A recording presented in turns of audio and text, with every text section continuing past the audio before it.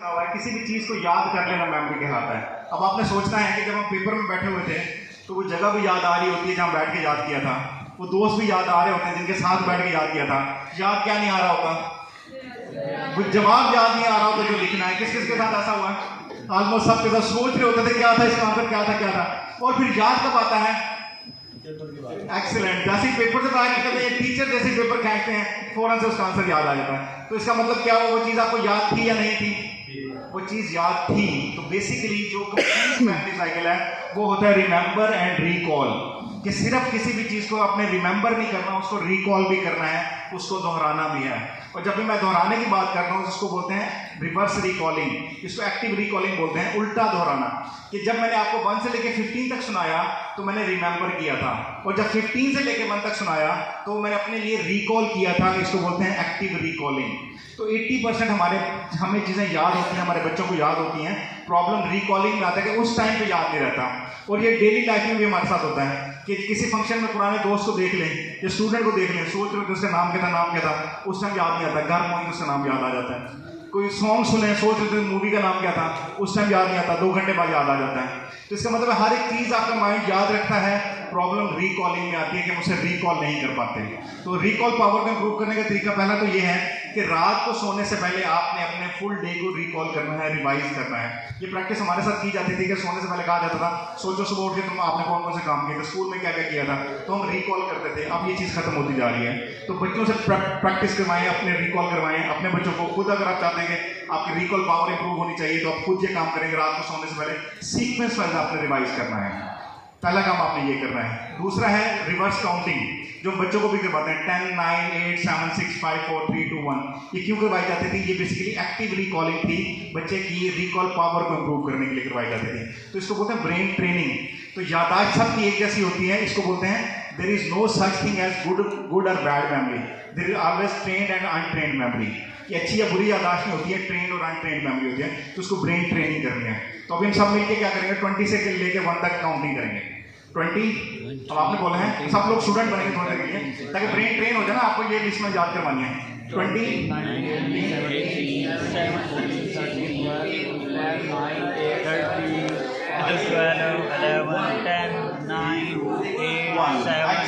Excellent.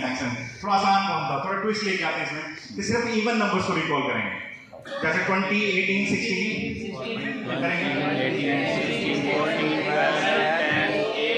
6 4 2 0। Excellent, माशाल्लाह, बहुत बहुत सही स्टूडेंट है।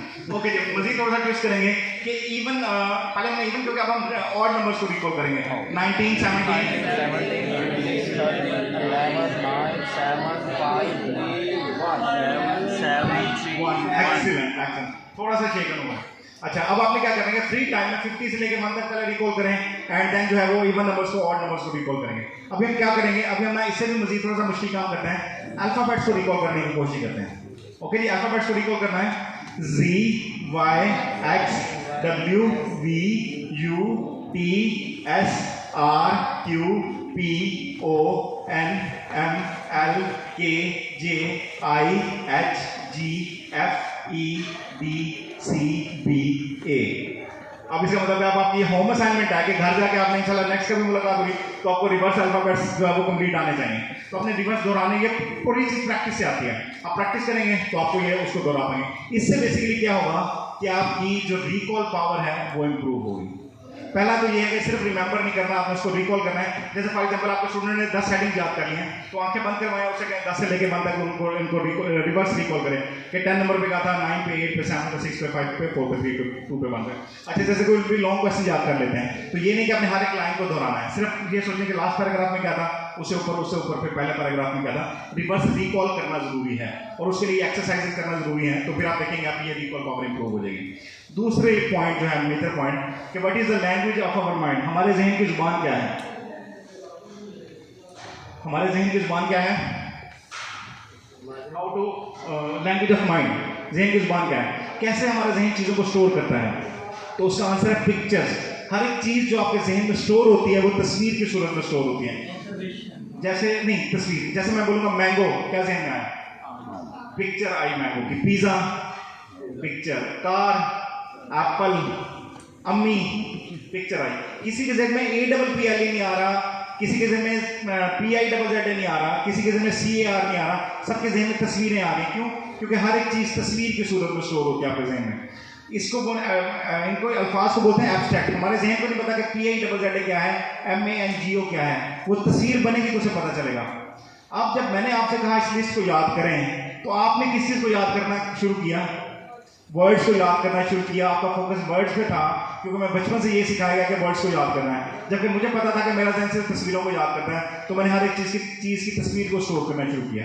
जैसे नंबर 1 पे सोफे की तस्वीर थी, नंबर 2 पे टेबल की तस्वीर थी, 3 पे जाकर ग्लास की तस्वीर थी। मैं सिर्फ तस्वीरों को होल्ड करना शुरू किया, इसलिए मुझे ये लिस्ट याद होगी। और आप अभी भी सोच रहे हैं कि आपको याद हुई है कि नहीं है, क्योंकि आपका फोकस जो है वो वर्ड्स पे था। तो वर्ड्स कभी भी माइंड को याद नहीं रहते हैं, और यही हमारे साथ गलती होती रही। तो आइंदा से कभी भी वर्ड्स बच्चे को याद नहीं करवाने, उसकी इमेजेस याद करवानी। इसको बोलते हैं फोटोजेनिक मेमोरी। जो बोलते हैं फोटोजेनिक मेमोरी क्या होती है कि आपको तस्वीरें याद होना शुरू करती हैं, और जब अपने ब्रेन को ट्रेन कर देते हैं, उसके बाद फिर आपका जहन किसी भी चीज़ को देखेगा, चाहे वो रिटन फॉर्म में क्यों ना हो, उसकी वो तस्वीर उसके जहन में महफूज हो जाएगी। क्लियर हुआ? तो इसको बोलते हैं ब्रेन ट्रेनिंग। हमें ट्रेन करना है कि तस्वीरों को याद करने की कोशिश करनी है। दूसरा पॉइंट है हाउ टू इनपुट डेटा, कि चीज़ें इंफॉर्मेशन हमारे जहन तक पहुँचती कैसे, जैसे जिसे हम स्टोर करते हैं। तो उसका आंसर है 5 सेंसेस, हवासे खमसा जिसको बोलते हैं, कि 5 सेंसेस की मदद से इंफॉर्मेशन हमारे जहन तक पहुंचते हैं। हम चीज़ों को देख के याद करते हैं, सुन के याद करते हैं, टच करते हैं कोई चीज़ याद आती है, टेस्ट करते हैं याद आती है, स्मेल करते हैं तो किस चीज़ का पता चलता है।